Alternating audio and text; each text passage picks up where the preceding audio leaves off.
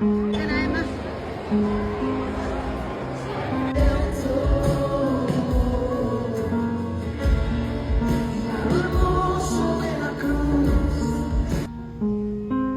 no cambia nunca, porque solo está tratando de huir.